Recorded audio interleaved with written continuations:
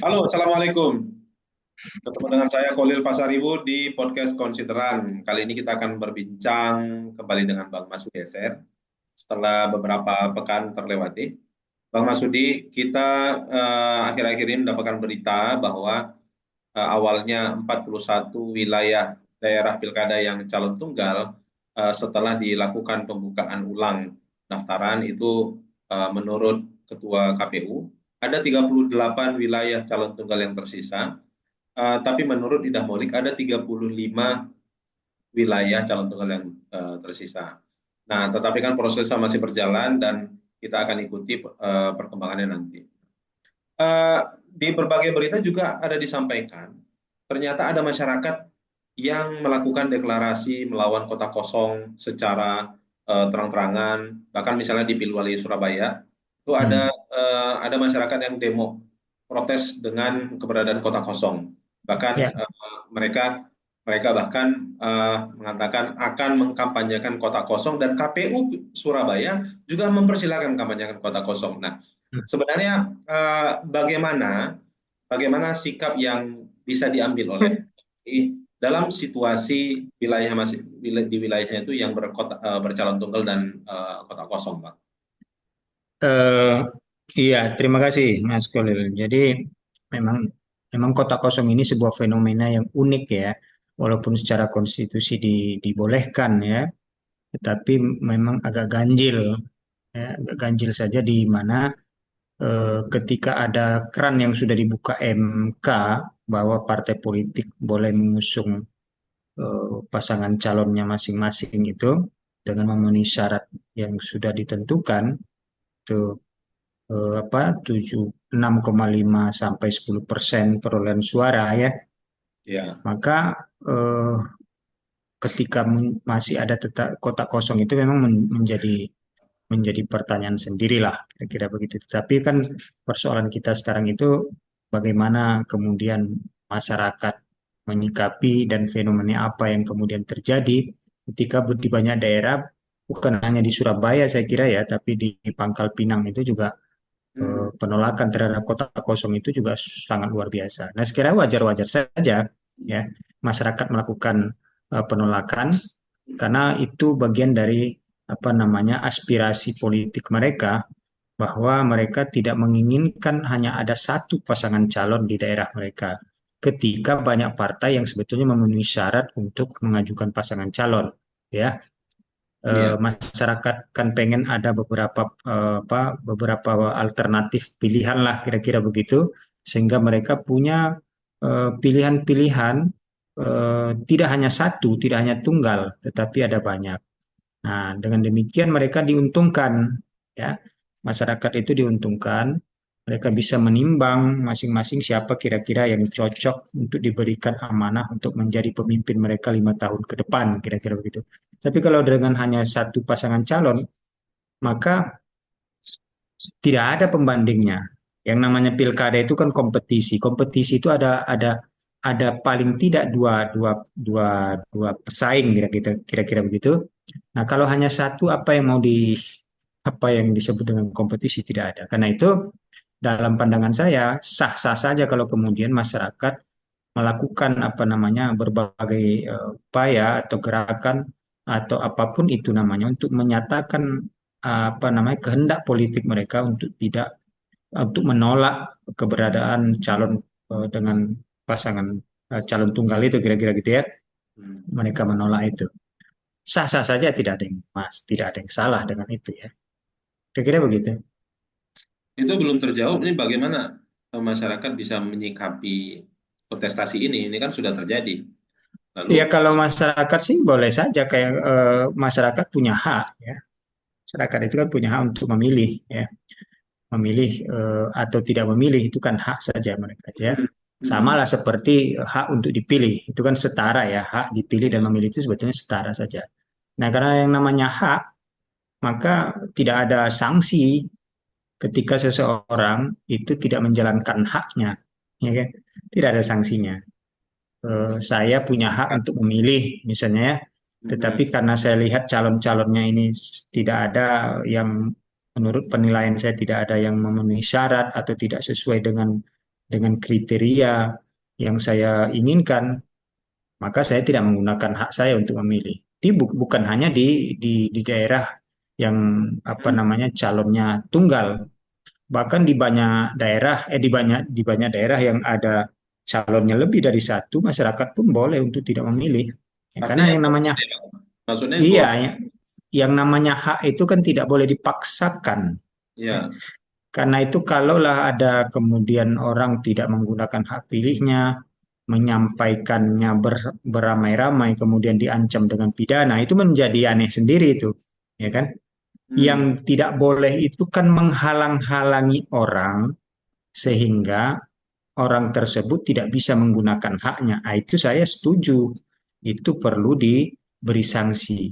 Ya, saya punya hak, kemudian ada orang lain menghalang-halangi saya sehingga hak saya untuk memilih menggunakan hak pilih saya itu tidak bisa saya lakukan. Nah, itu ya, itu boleh disanksi. Tetapi kalau kemudian banyak orang dengan kesadarannya sendiri bahwa eh, tidak menggunakan hak pilih mereka, ya tidak apa-apa, biarkan saja begitu. Itulah ruang yang tersisa bagi mereka untuk menyatakan penolakan atas keberadaan pasangan calon, baik itu bercalon tunggal maupun lebih dari tunggal, ya. Misalnya seperti yang terjadi di yang paling dekat, misalnya dengan kita itu kan Jakarta, ya. Ya. Masyarakat Jakarta itu kan menolak tiga pasangan calon itu. Ya. Cara menolaknya itu kan beragam versi, ya, Hmm. beragam versi atau beragam cara. Bisa mereka mencoblos ketiga-tiganya, dengan demikian suara itu tidak tidak sah gitu ya, atau mereka tidak datang ke TPS untuk tidak menggunakan hak pilihnya. Jadi menolak, ya, mereka menggunakan hak pilih mereka. Jadi ada berbagai cara untuk menyatakan ketidaksetujuan mereka terhadap pasangan calon, baik itu tunggal maupun lebih dari satu pasangan calon. Saya kira Hmm. begitu. Eh, jadi sebenarnya mana yang paling strategis bagi pemilih untuk tidak menggunakan hak pilihnya, yang itu kita kenal dengan golput, atau seperti yang dilakukan oleh eh, kelompok anak abah di Jakarta yang yang menggemakan coblos tiga paslon. Jadi ini kan sama-sama sebenarnya kan sama-sama golput ya namanya. Mana yang lebih strategis sebenarnya bagi pemilih, Bang? Ya, menurut saya dua-duanya strategis ya. Sekali lagi, karena yang namanya hak, maka tidak ada yang boleh memaksa kita untuk menggunakan atau tidak menggunakan yang namanya hak, dan itu dilindungi oleh konstitusi. Di Indonesia itu kan eh, memilih itu masih dikategorikan sebagai hak. Beda di beberapa negara, memilih itu sifatnya wajib. Karena Ya, sifatnya wajib, maka kalau tidak digunakan ada sanksi. Tapi kalau tidak, kalau yang namanya hak, kalau tidak digunakan ya tidak masalah. ya. Jadi soal strategis atau tidak, apakah mereka datang kemudian mencoblos seluruhnya atau tidak datang, sehingga dengan demikian mereka tidak menggunakan hak pilih, sama-sama strategis. Karena itulah menurut saya ke depan penting untuk dipikirkan, ya, dipikirkan bahwa ada alternatif pilihan di surat suara itu. Misalnya ada tiga pasangan calon, ada satu kolom lagi yang itu diberikan nilai makna, misalnya tidak memilih semuanya calon itu. Jadi jadi itu bisa terhitung sebagai suara sah, gitu ya. Nah, Hmm. walaupun nanti kemudian diatur lagi bahwa yang pemenang tentu adalah yang memiliki suara paling banyak. Tetapi ini harus difasilitasi aspirasi politik masyarakat itu, ya. Kan mereka kadang-kadang tidak setuju atau tidak srek atau tidak suka dengan keberadaan beberapa pasangan calon yang ada di wilayah mereka. Misalnya saja di tempat saya tinggal ini, di Tangsel, ada dua pasangan calon, ya. Misalkan saja saya tidak setuju kedua-duanya, kan pilihan saya ada dua. Hmm. Ada dua menurut konstruksi hukum pemilu kita. Pertama, saya bisa datang ke mana, ke TPS, mencoblos semuanya. Dengan demikian surat suara itu menjadi tidak sah, ya. Surat suara saya itu menjadi tidak sah. Atau pilihan saya tidak datang, tidak menggunakan hak pilih saya. Nah, alangkah lebih menarik misalnya ada alternatif ketiga yaitu dan itu mestinya harus diatur ya dan saya kira perlu dipikirkan mulai sekarang bahwa pilihan alternatif ketiga itu di surat suara ada kolom sendiri bahwa tidak memilih semua calon yang di atas. Nah, kira-kira gitu ya. Nah, itu menarik itu. Sehingga dengan demikian kedaulatan rakyat itu benar-benar terimplementasikan atau terwujudkan lah kira-kira dalam bentuk surat suara itu.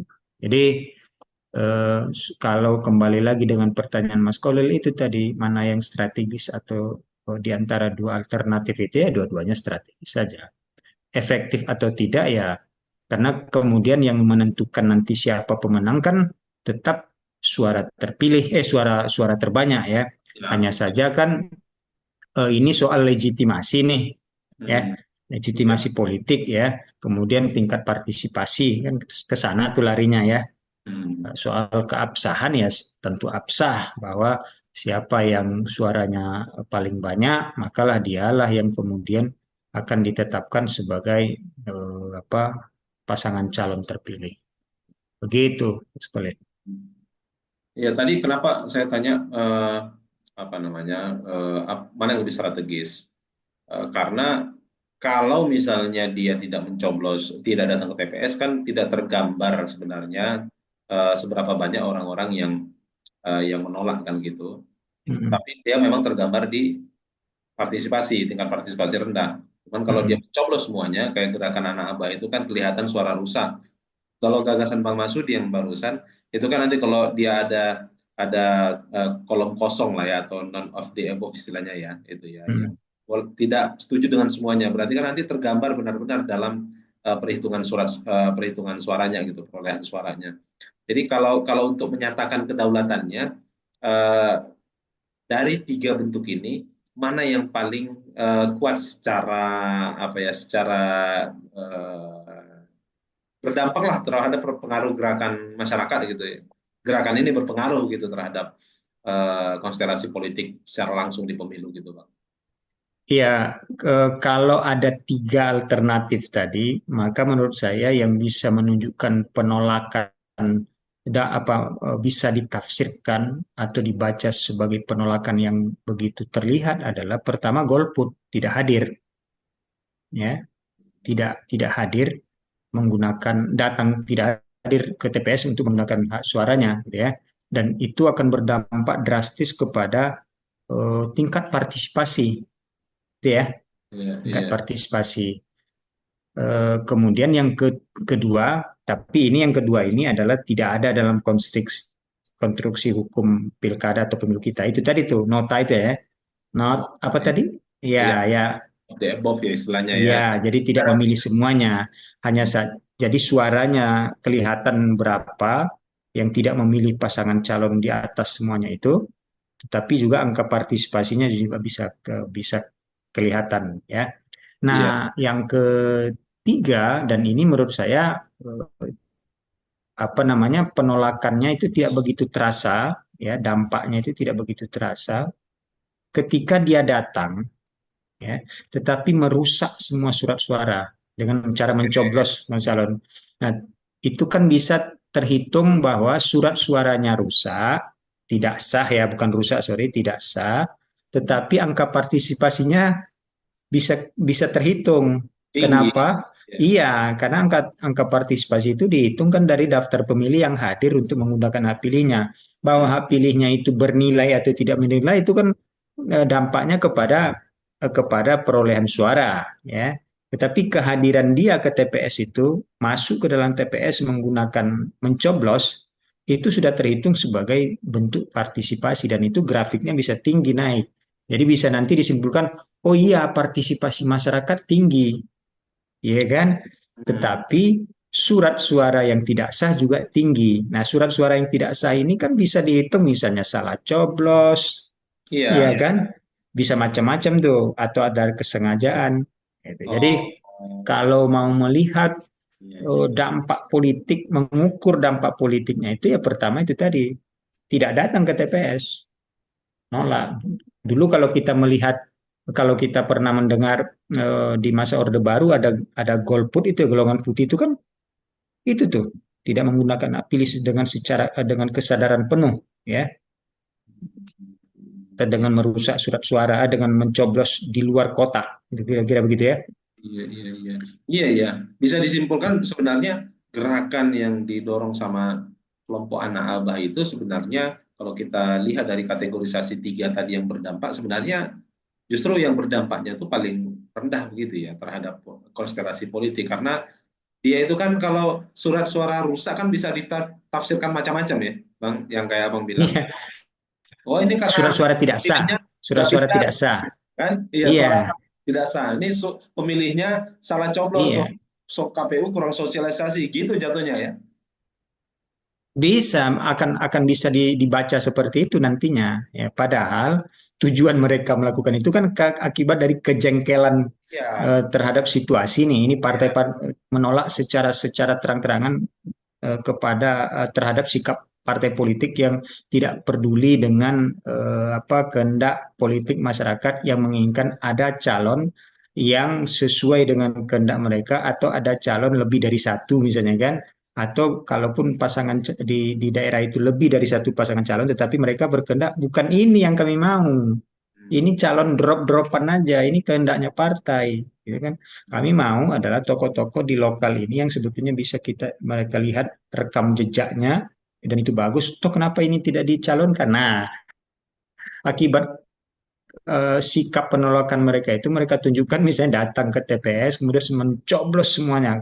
Kita tolak aja semua ini. Nah, tetapi itu kan bisa dibaca sebagai sebuah salah coblos. Suaranya tidak sah. Nah, maka bisa dianggap, wah ini sosialisasi cara mencoblosnya kurang, gitu ya. Di situ. Kemudian macam-macam itu. Tetapi kalau dia tidak datang ke TPS, maka beda lagi cara membacanya. Partisipasi Banyak rendah. yang tidak datang ke TPS. Iya, banyak pemilih yang terdaftar dalam daftar pemilih tidak datang ke TPS menggunakan hak pilihnya, kemudian berdampak langsung kepada tingkat partisipasi masyarakat rendah, kan? Kemudian itu dianggap, wah ini bisa dimaknai sebagai sebuah gerakan politik yang begitu kentara. Kalau menurut saya, ya Hmm. mungkin menurut yang lain berbeda lagi. Ya, make sense juga, Bang. Kalau Hmm. partisipasi misalnya hanya 30% misalnya di Jakarta pemilihnya. Iya, bukan hanya di Jakarta ya. Misalnya kalau di daerah bisa di Pangkal Pinang yang begitu gencar penolakan pasangan calon tunggal dengan mendorong kotak kosong untuk dipilih ya. Itu juga itu. Ya, menurut saya ya, walaupun ada yang mengatakan ya udah datang sajalah ke TPS, sayang surat suara sudah dicetak, itu kan duit juga, ya tidak bisa dikomparasikan ke sana, ya tidak bisa dikomparasikan ke sana. Ya karena yang namanya hak politik masyarakat yang mau dikomparasikan seperti apapun ya ini kan persoalan hak ya dibenarkan. Hmm. Nah, sekali lagi saya teringat saja itu beberapa waktu lalu konon ada anggota KPU di Jakarta ya kalau saya tidak salah baca itu menyatakan bahwa ada sanksi pidana Oh, bagi mereka iya. yang tidak Iya. menggunakan hak pilihnya gitu kan Nah, itu gimana secara tuh? bersama-sama. Saya bilang ya di awal tadi saya sebutkan tidak bisa disanksi. Saya tidak menggunakan hak pilih saya sekeluarga misalnya. Masa saya disanksi? Atau satu RT kami tidak mau menggunakan hak pilih kami karena kami tidak suka dengan calon itu. Ya. Tidak datang kami ke TPS dengan kesadaran kami sendiri. Setelah kami berdiskusi-diskusi, kami tidak mau datang ke TPS. Itu nggak bisa disanksi. Yang boleh disanksi itu menurut saya adalah ketika saya menghalang-halangi orang yang ingin memilih sehingga dia tidak bisa memilih. Hmm. Hmm. Ya, ya sama seperti ketika ada orang yang menghalang-halangi seseorang untuk tidak terdaftar sebagai pemilih. Ya, itu kan boleh disanksi ya, sehingga seseorang itu kehilangan hak pilihnya Iya. untuk masuk ke dalam daftar pemilih itu boleh ada sanksi pidananya. Tetapi kalau kemudian atas kesadaran masyarakat beramai-ramai bahwa mereka tidak mau menggunakan hak pilihnya, ya tidak bisa lah disanksi itu kan hak politik mereka. Hak Atau sekali lagi yang ya, disasar itu yang ngajak, Bang? yang ngajak kan sama saja. Marilah kita mencoblos misalnya itu kan. Sama saja marilah kita tidak mencoblos. Iya, iya, Ya, iya. kan harus diperlakukan setara. Iya, iya, betul, Ya, betul. sepanjang ajakan itu tidak bersifat intimidasi, tidak bersifat kekerasan, tidak bersifat menghalang-halangi orang, ya namanya mengajak. Dan money Yang politik mau ya, dan iya, buying ya. yang mau ikut hayo, yang nggak mau ikut ya juga nggak apa-apa. Namanya saya mengajak. Sama lah, kalau saya sekali lagi saya bilang, marilah kita mensukseskan pilkada ini dengan mencoblos, datang ke TPS untuk mencoblos. Kemudian ada sekelompok masyarakat mengatakan, marilah kita mempertegas kedaulatan kita untuk tidak mencoblos. Sama. Dan ajaran Sama juga. saja. Iya, Menurut saya sama saja nilainya itu. Ya, iya, menarik, menarik. akan berbeda nilainya ketika saya mengatakan kalau kalian datang, awas. Hmm. Nah itu enggak. Mau, Kemudian ada mau nggak ada milih, upaya saya tolak. menghalang-halangi yang lain misalnya kan. Nah itu ya. Tapi Iya. kalau saya tidak hanya sekedar berkoar-koar Masa? menyatakan pendapat saya kemudian mempengaruhi pikiran orang, ya menurut saya sah-sah saja. Sah saja. Pertanyaannya, Bang. Menurut Abang, itu pemahaman individu atau pemahaman KPU secara kelembagaan? Nah, Kan saya tidak tahu. Saya tidak tahu apakah itu pernyataan yang bersangkutan sebagai individu atau sebagai apa. Tetapi yang jelas dia ya, pernyataan itu keluar dari seorang komisioner, ya kan? Di hmm, tengah proses tahapan pencalonan sedang berlangsung, kemudian ada fenomena penolakan masyarakat untuk tidak menggunakan hak pilihnya. Tuh. betul, betul, betul. Berarti bolehlah kita sebutkan ini kan perbincangan yang sudah sejak lama, Bang, soal golput Mm-mm. boleh atau tidak, dipidana atau tidak. Dulu seingat saya itu golput itu eh, kesannya itu yang dibawa ke publik itu dipidana. Ini berarti kita clearkan ya bahwa golput di Indonesia itu tidak ada konsekuensi pidana. Kalau saya berpandangan berpijak kepada bahwa memilih itu adalah hak, maka ketika saya tidak menggunakan hak pilih saya, maka nggak boleh saya dipidana. Kemudian ada orang yang seperti saya ini sekitar 1.000 orang juga nggak boleh dipidana. Ya. Apakah salah saya kemudian menyatakan ya udahlah ini calonnya nggak ada menguntungkan kita nih 5 tahun ke depan daerah kita nggak ada menguntungkan ini ya sudah kita nggak mau usah memilih saja. Hmm, Eh, boleh kan? ya. Sama seperti ketika ketika ada orang untuk masa depan daerah kita 5 tahun ke depan kita memilih saja yuk. Bahkan itu diiming-imingi dengan diberikan apa namanya diberikan janji jasa, materi dan segala macam agar orang mau memilih malah.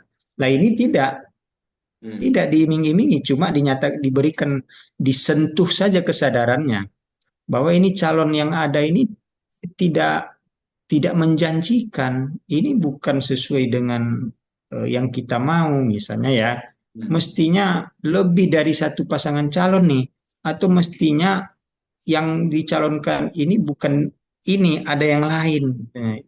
Kita kan tahu nih, ada tokoh di lokal kita, ini yang mestinya.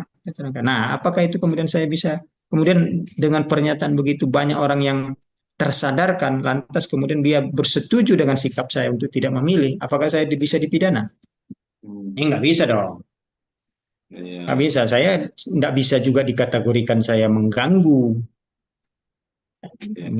bahwa eh, sehingga kemudian pemilu atau pilkada menjadi tidak terlaksana. Yang enggak, orang akan tetap memilih. Yang setuju silakan memilih, yang tidak setuju juga silakan tidak memilih.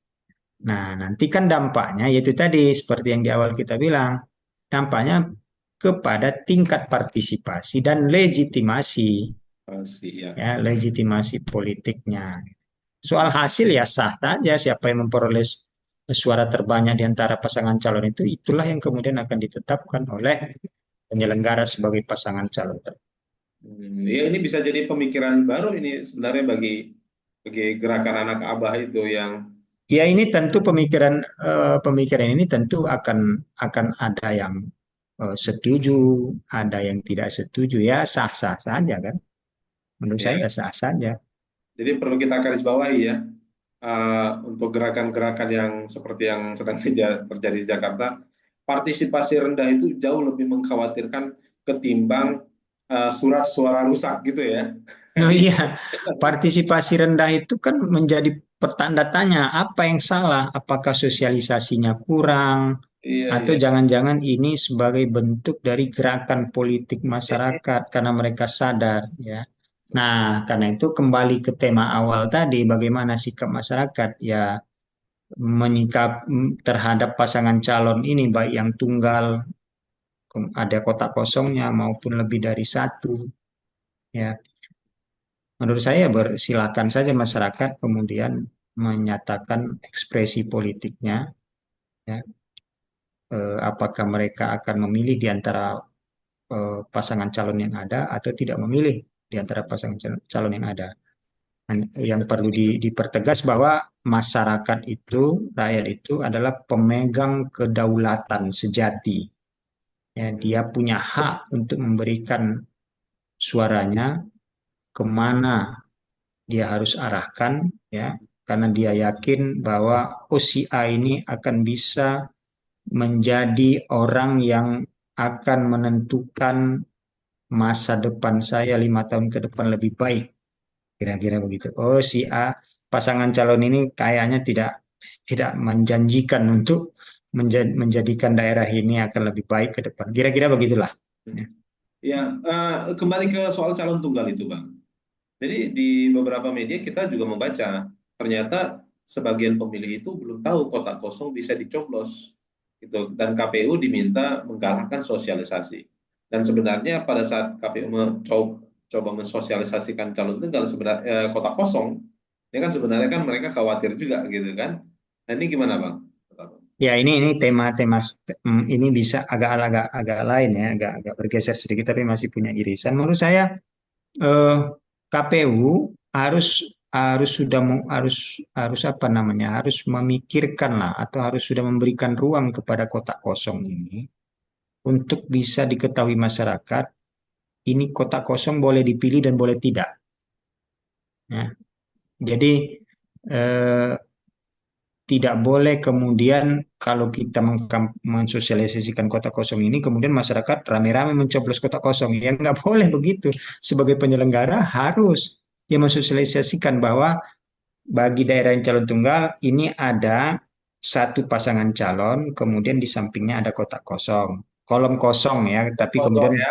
kolom Hmm. kosong kalau dalam bentuk surat suara itu kolom kosong. Tapi kan lazim disebut kotak Lazimnya kosong ya. kotak kosong, iya. Kotak kosong. Sebetulnya yang benar itu kolom kosong. Kolom Nah, kosong. masyarakat boleh memilih ini. Hmm. Silakan mau pilih si pasangan calon atau kalau tidak ya pilih kolom kosongnya. Itu. Pilih kolom kosongnya. Ini. Nah, ke depan menurut saya perlu diatur ruang kampanye bagi kolom kosong ini, ya. Ini Oke. kan tidak diatur tuh. Karena kenapa? Karena kolom kosong ini atau kotak kosong ini bukan peserta. Kan dia kan tidak diperlakukan peserta dia. Karena dia tidak dianggap sebagai peserta, maka hak dia untuk berkampanye tidak ada. Padahal mestinya harus diberikan kebebasan kepada masyarakat, bahkan bila perlu KPU penyelenggara ikut mensosialisasikan keberadaan kolom kosong atau kotak kosong ini kepada masyarakat luas sehingga masyarakat itu tahu, oh iya ini boleh dipilih. Kan kebanyakan selama ini ketika ada kolom kosong daerah-daerah calon tunggal itu seakan-akan masyarakat tidak boleh.